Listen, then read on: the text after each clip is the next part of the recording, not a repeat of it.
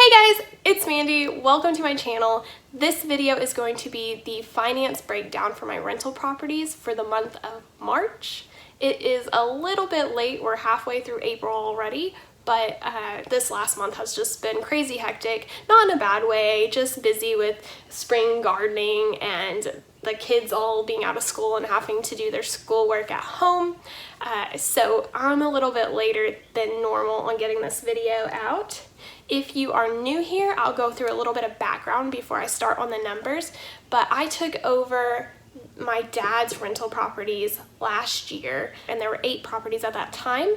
I bought an additional property last year, and so that is 9 properties that are all paid for in cash. And then in January, I bought 7 new properties. Now those properties are not paid for. I actually took a loan from my mom, and so I have to pay her back at 2% over the next 10 years. That leaves us at 16 rent houses. Now, in addition to that, we have 5 owner finance properties as well. Those are all properties that used to be rentals, and then the tenants approached us about purchasing the properties, and so we worked out an agreement with them to have the houses owner financed. So for the month of March, the total amount of rent income that came in was $8,334. It's a little bit higher than past months just because I did do some rent increases in January. Well, at least I notified them of rent increases in January, and then they went into effect in March. So I gave everybody 2 months notice on that. For the owner finance properties, we had $6,902.10 come in.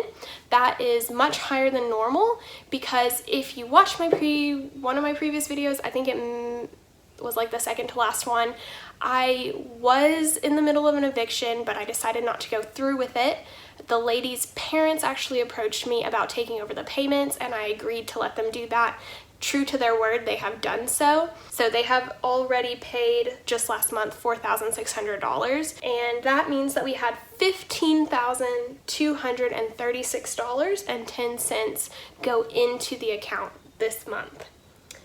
Now, as far as going out, we are starting to slow down on the amount of maintenance and repairs that we're having to do on those new houses that I bought in January, those 7 new houses. They were in rough shape. We're starting to slow down on the repairs that they need, but you won't see that reflected in the total amount of money going out this month because we also paid all the property taxes this month. So the first thing I pay each month is the mortgage or the loan repayment back to my mom, whatever you want to call it. It's not really a mortgage, I guess, but that was $2,760. The next thing, we had a septic tank replacement. So the septic tank was $3,000 to replace.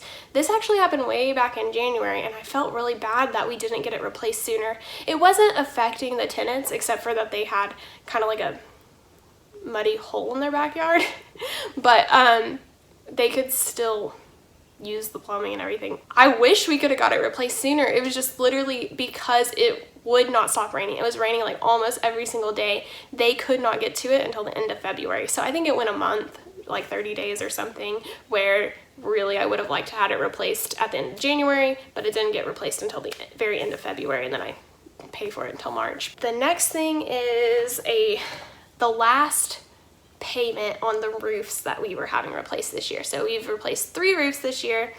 The very last roof got finished in March, so I paid for the second half of that. How it works with my roofer, I pay half up front and then the last half when it's finished.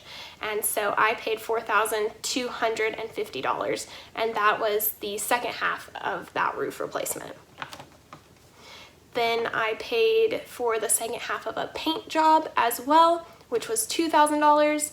They, in addition to this, to painting the house, they also replaced just a lot of rotted wood siding and soffit, and so they did a lot of work on the house. I feel that getting that quality work for $4,000 was really a very good deal for me.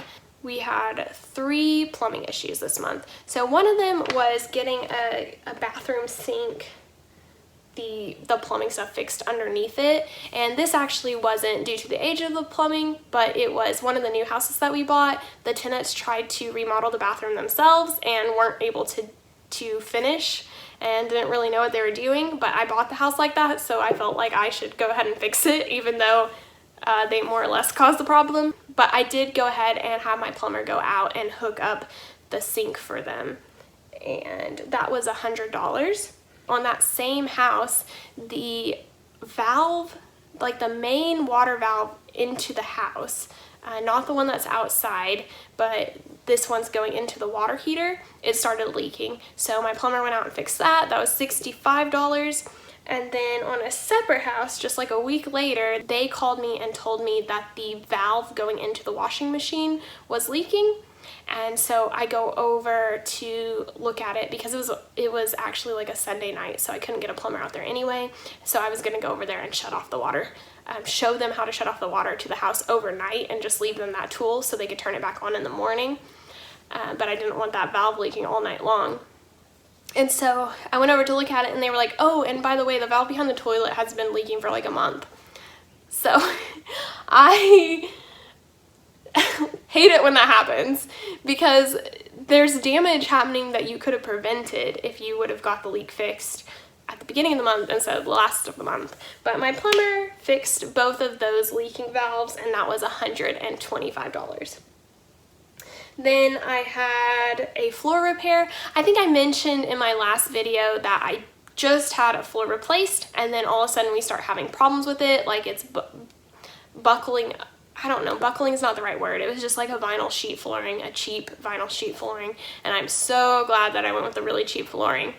But it was feeling like mushy underneath, and I still don't really know what happened. I'm not pleased about it, but apparently the ice maker on the refrigerator, which had been previously capped off so that it wouldn't leak, somebody uncapped it. My tenant says that the maintenance, the floor people that replaced the floor, uncapped it, and my floor people say that the tenant uncapped it. So I don't really know who uncapped it, but someone uncapped it. It's basically shooting out water, and it ruins the brand new floor. So I had to have the brand new floor replaced, and that was $1,225.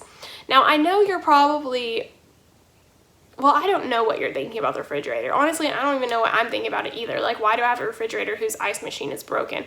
It is capped off. It's supposed to be capped off, so it shouldn't be leaking. And I don't know why anyone would undo, I just can't fathom why someone would undo the valve line being capped off. I guess they thought that they were trying to fix it or something, but they didn't. And I'm not sure.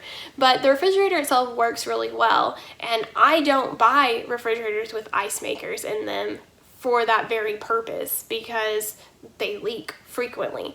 So even if I were to replace the refrigerator, they wouldn't have a working ice machine anyway, because I don't put ice machines in my rentals. In fact, our own house doesn't have an ice maker in it. So I'm gonna leave that refrigerator with the ice maker capped off until it stops working, and then I'll replace it. So that is all the maintenance and repairs that we did in March, but we did pay some taxes. So I paid $150, and that was our franchise tax, because we have our rental business is a corporation. A lot of people have an LLC, and I think an LLC may even possibly be better. I'm not saying you should have a corporation. You should probably talk to your accountant about it. But when I took this over from my dad, we already had a corporation, so I'm not gonna change that. It's easier to, it makes more sense to just keep what we already have than to go make something new.